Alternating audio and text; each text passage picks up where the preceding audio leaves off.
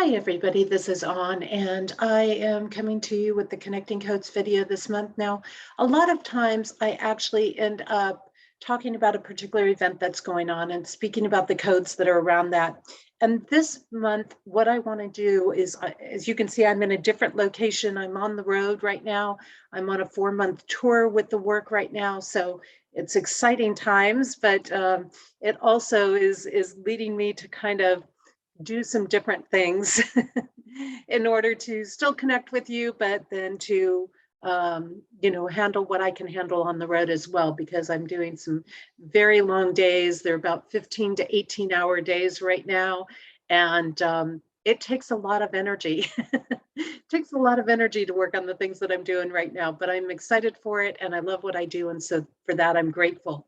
So this month, what I want to talk about is how preparation is our best prevention.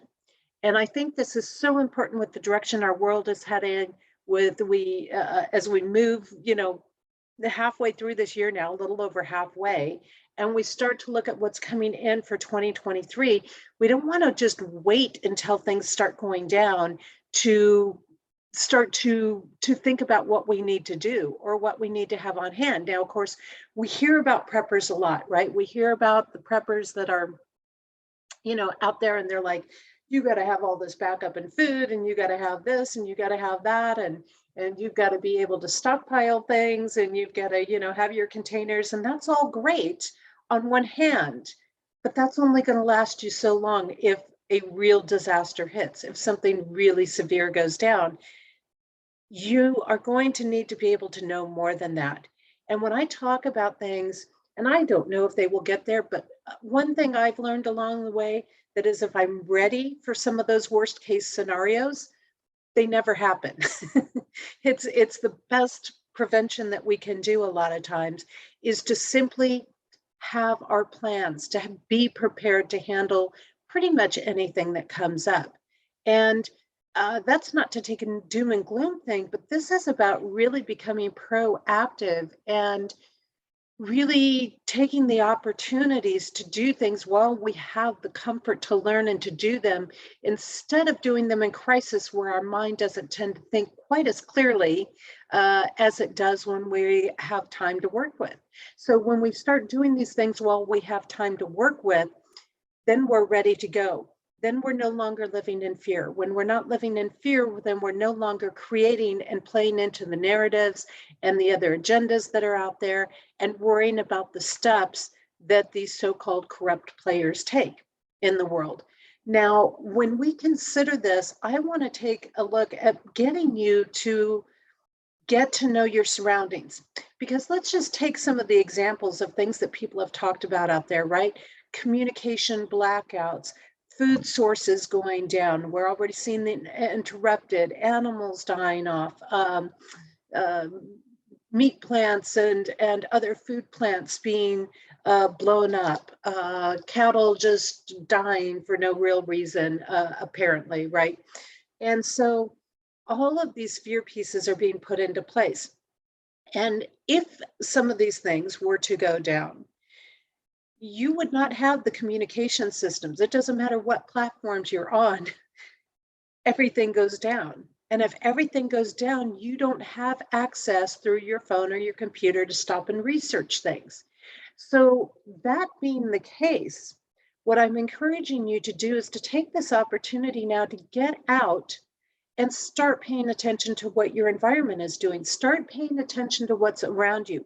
Start learning how to read the signs of what's going on, where you are and where you're visiting, without having to be told, without having to look things up. Now, is this a perfect method? No, of course not, because always there's variables, and just because 90% of something is a certain way doesn't mean 100% is going to be that way.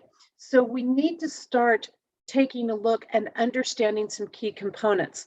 So the first of the key components I want to look at is your physical surroundings. What do your streets look like? What is the construction that's going on in your area? And we have a couple of different things that are happening here, right? So we have a lot of things that are just like movie sets. It appears that there's a lot of construction going on, but there isn't, right? You've got the little um, sawhorse types of things set up. You've got some areas kind of taped off. You've got work trucks in place, but then there's nobody there. Or they're just wandering around, like actors are just wandering around with the gear on, which they can, half that gear they can get from Home Depot, but they're not actually working.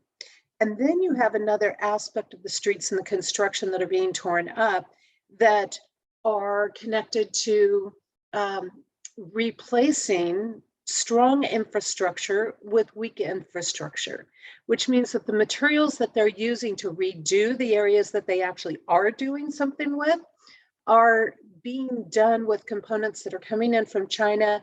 They're not as strong, they're not as durable. So why do we need to be concerned with that?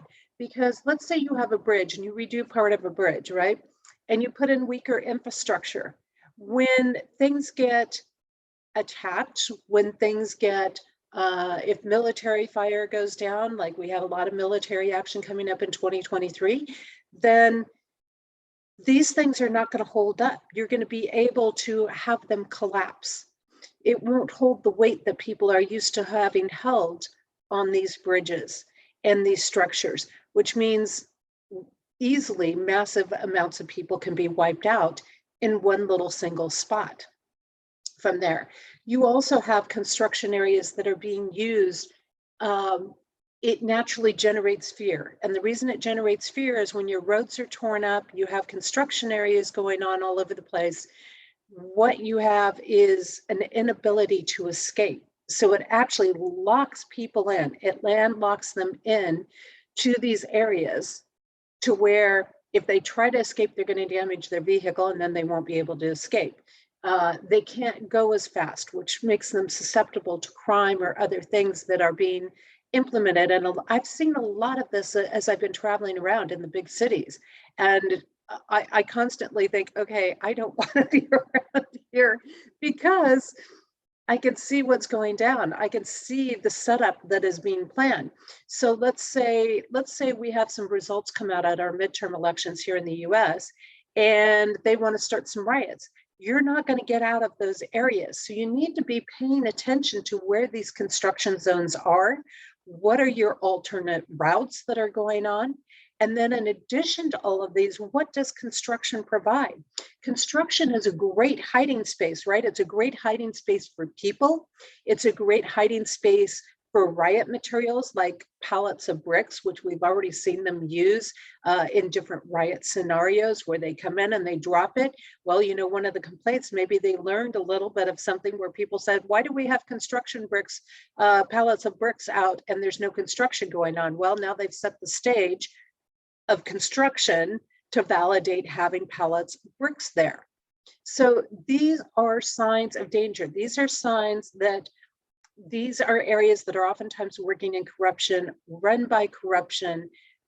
They are going to be areas that are going to more likely see rioting break out when things get tough. They're going to be areas that are going to be riskier to be in. These are going to be areas where violence is going to more likely break out. So paying attention again to these construction areas as part of your prevention. Know your plans. What are your alternatives for going places if you're going to drive someplace? Can you stay out of the big cities? It's worth the extra detours to stay out of some of these areas. What are your alternate side roads that you can take? Make sure you're not going into these areas after dark. Things like this, because a lot of times when the riots come up, they will happen after dark. They don't always start and wait until after dark, but also they're areas, again, where people can surround you easily because you have nowhere to go. So you place yourself in high risk situations. So you've really got to know these areas, pay attention to what's going on, get in, get out if you have to go into them, and be aware of the construction zones that are going on around your area, whether you're a city or whether you're rural, because even in rural areas, you need to know your alternate paths of things. Now, symbolism. We see the symbolism a lot coming up in businesses. on buildings, places I've been in different downtown areas, they'll literally have Black Lives Matter written across the streets. They will have Antifa symbolism going up on the sides of buildings. Now, what is this about? This is a couple of things. This is a more advanced version of gang territories, is what's happening with this. So when you think about this, we've always had gangs in big cities, okay? That's kind of given. They mark their territory, they put their symbolism up, and you don't go into a rival gang's neighborhood unless you want trouble. Well, we're seeing the same thing. These groups like Antifa and these various other activism groups are putting their symbolisms up. And what is that doing? That's marking their territory. That tells you that's an Antifa run area if you're seeing the Antifa symbolisms up there. That tells you there are active Antifa members in that area. That tells you that they are running things, they are guiding things, they are directing things, they are working in coordination with political leaders that are there. So our symbolism becomes very important, understanding them, understanding what these things are. And again, it's really no more than a marking of territory. And sometimes some of these groups, they will put the different symbolisms up or their tag up, their emblem up on a building, designating that as a building that is okay to damage, that they have permission to damage, that there has been some sort of virtue signaling from the business, that there is support from the business, that there is an agreement that their business will be paid off if damage is done to it. So it's like marking it like you can loot this business, but not that business over there, type of thing, or this one is unarmed, or, you know, so there's different markings like that. And that's where the symbolism becomes important. And that's where you want to understand, okay, this may not be an area that I really want to be in because it is, it's marked for this kind of activity.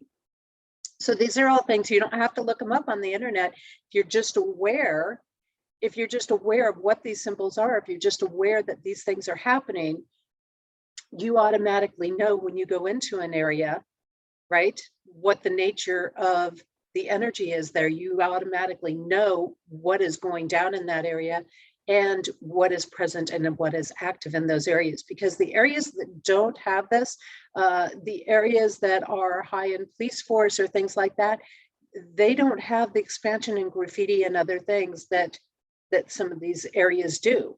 And so you're not going to see a lot of markings on the buildings. You're not going to see these kind of symbolisms there because they're not tolerating it. They're not allowing it. So these are our big keys. Then what we have is nature. Nature itself, our land, our plants, our resources, things like this becomes very important. And it's very important to know what is going down in nature, what is going down in your own area. Even if you're in a city area, what is happening to the trees? You're still going to have some trees. You're still going to have some parks. You're still going to have some things going down there. And you know, and to get out a little bit. And what happens when you try to grow something on your patio or your deck or your balcony? You know, what are the plants around your home doing? Things like this. This is very, very important. It's also important to know what naturally grows where you are.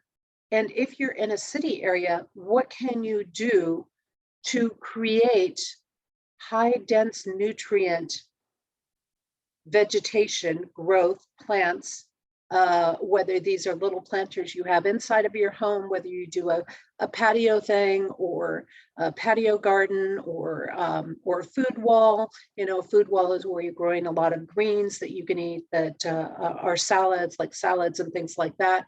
And I encourage putting together the seeds. I encourage starting to do this now so that you can build up some of this wealth of food for yourself. You know, take some of the pictures down off the wall and put up a food wall.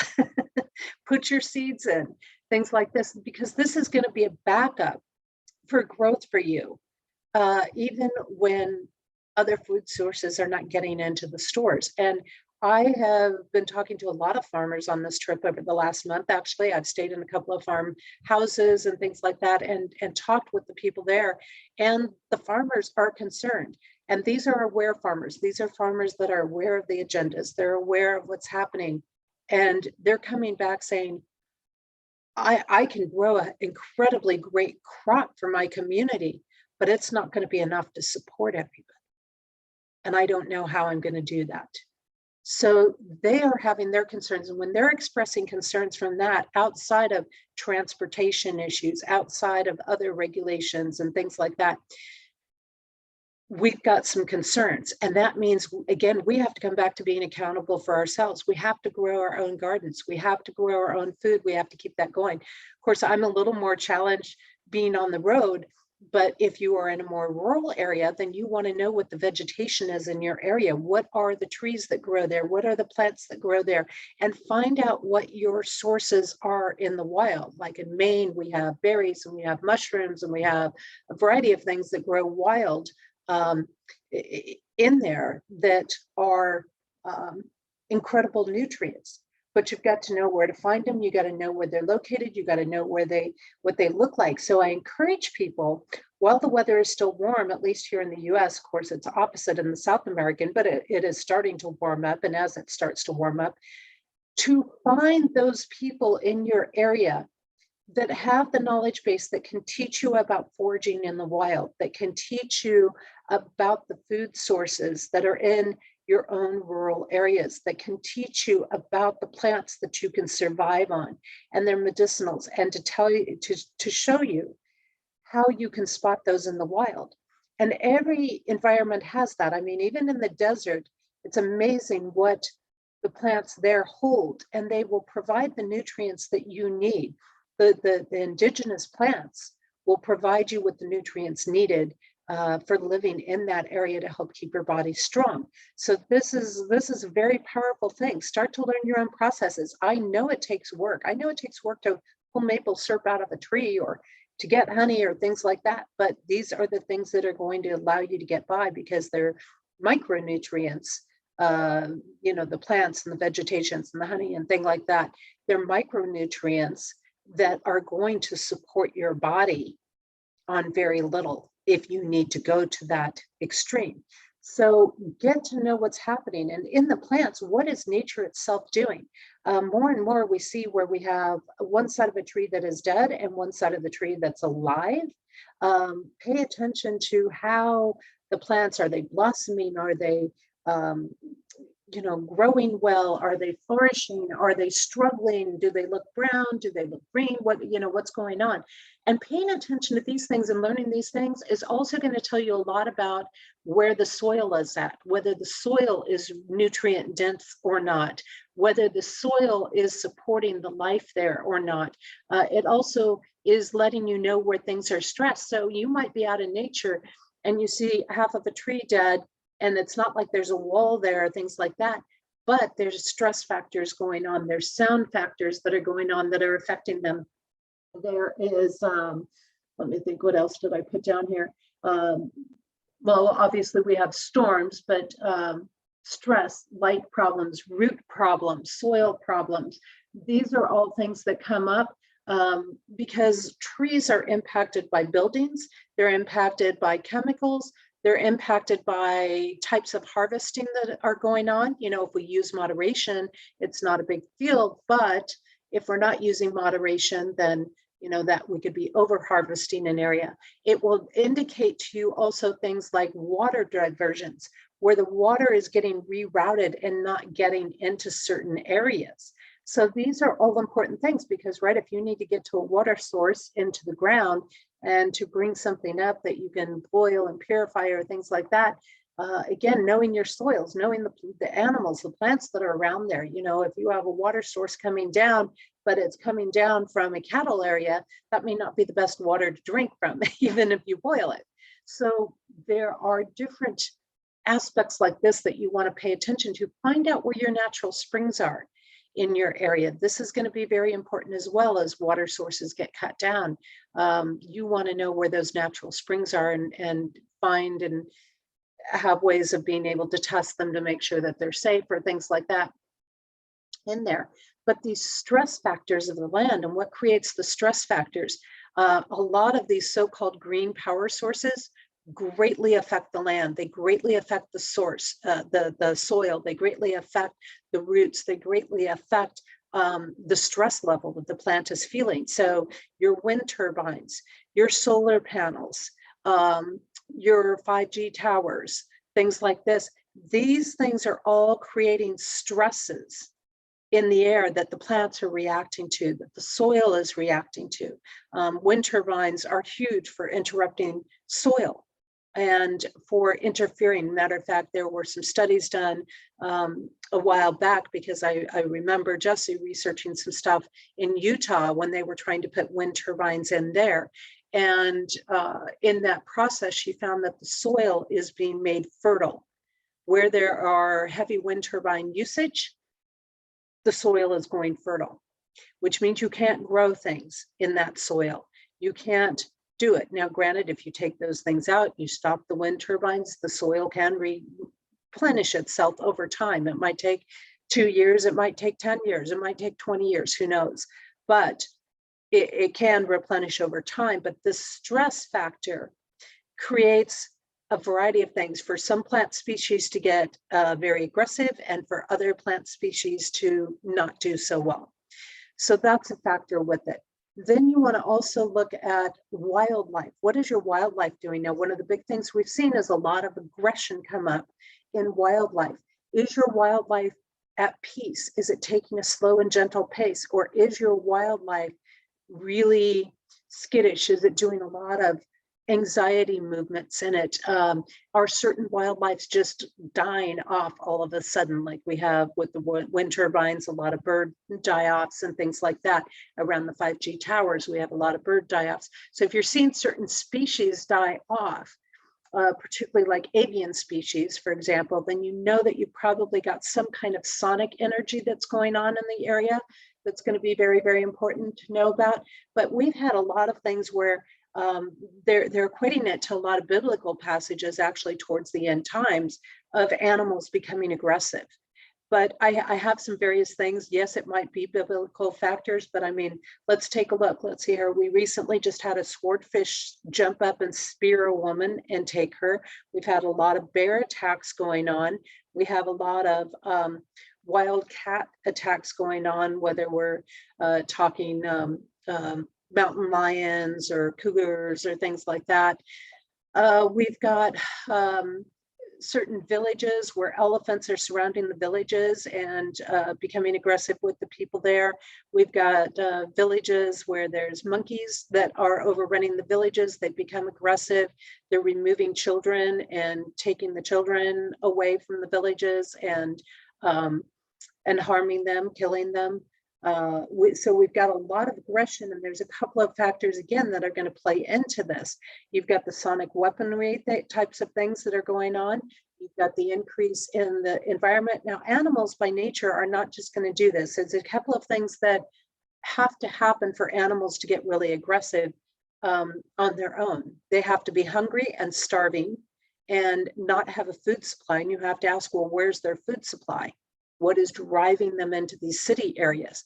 What is depleting that? How is that? And that all comes down to these other cycles of things being interrupted, right? Because if you put all these towers up, even in rural areas, you're going to start removing food supply because the food supply won't grow because the soil isn't nourished enough to make the supplies for these animals. And then they're going to move into city areas and they're going to get aggressive.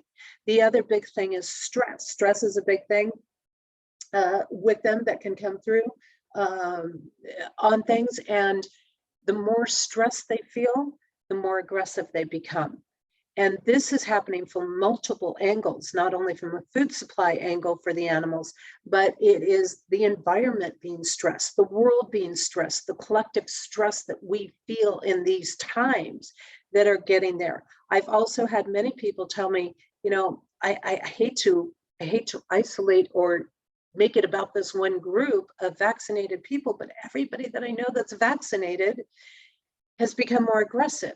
So if you have a group of people with or without it that become more aggressive, then animal nature will become defensive and it will get aggressive as it goes into survival mode. So if we have a collective amount of people in the world whose aggression are going up because of, say, they've gotten this shot, or different things. And not everybody who gets it is that way. I'm not saying that, but I mean, if their tensions and their stress are going up, and if our stress and tensions over whether we can survive, pay our bills, or things like that, even for those that have not gotten the shot, goes up, then animal life is going to react to that, and that is also going to draw animal life into city areas.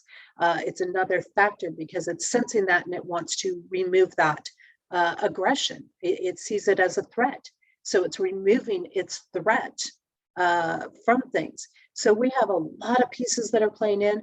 I have my own suspicions that some of these have been experimented on because a lot of it's been happening since the early part of the century, starting around 2008, 2009.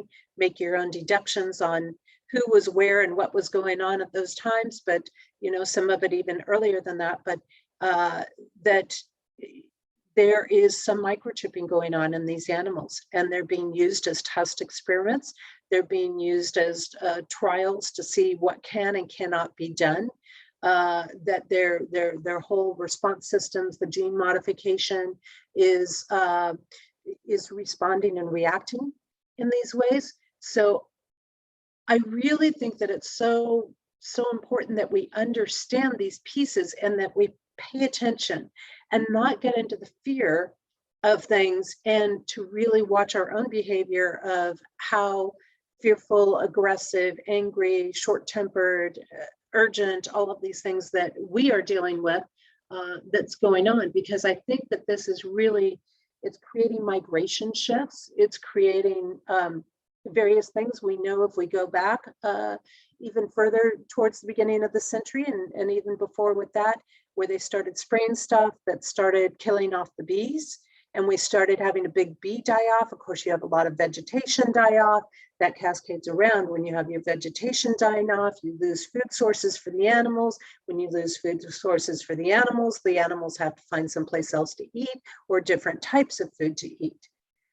So all of these things are coming together. So that's why I'm saying use this time now. While the weather is warmer, while you have an opportunity to get outside, while you have an opportunity, maybe make your own logs, make your own notes on things to see. Get out there and find out. Know how to identify your wild food sources. Know how to identify what is very resistant, right? For example, dandelion greens. Dandelions, it's pretty hard to kill them off. It's pretty hard to kill them off. But the really great source is they're an amazing nutrient-dense food that supports so many systems in the body. So if they're growing, you're going to have food. Don't get rid of the dandelions in the yard. Don't spray the chemicals on them.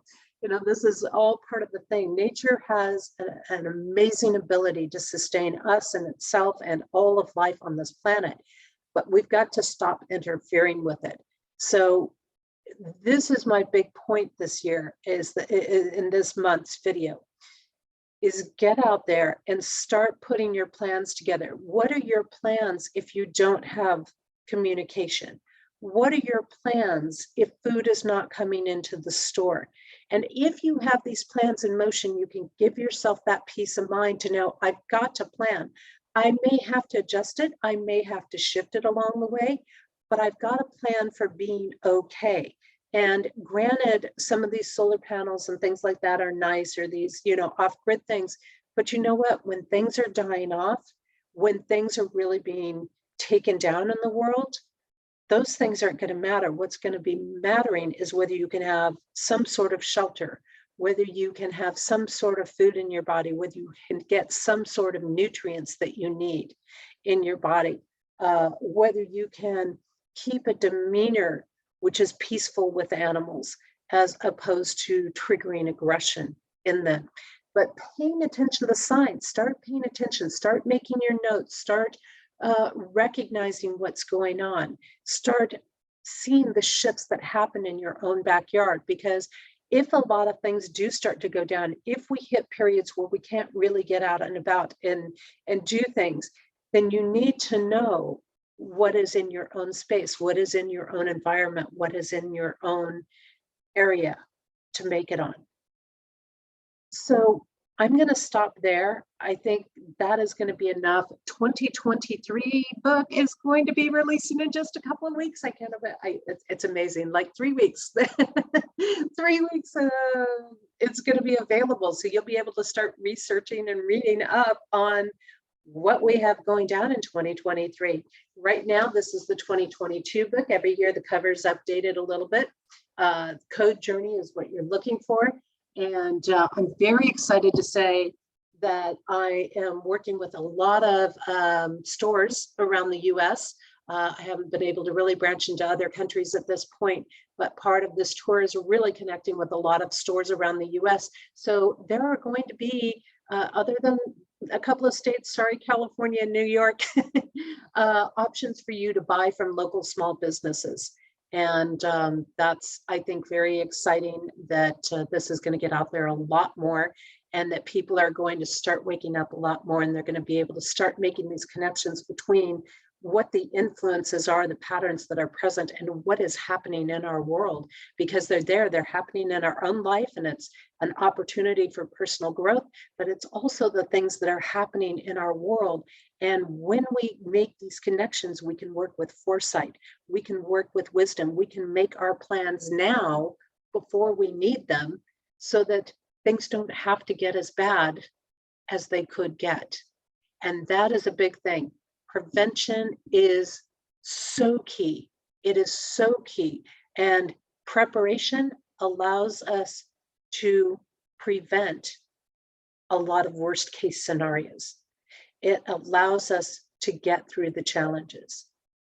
So there it is.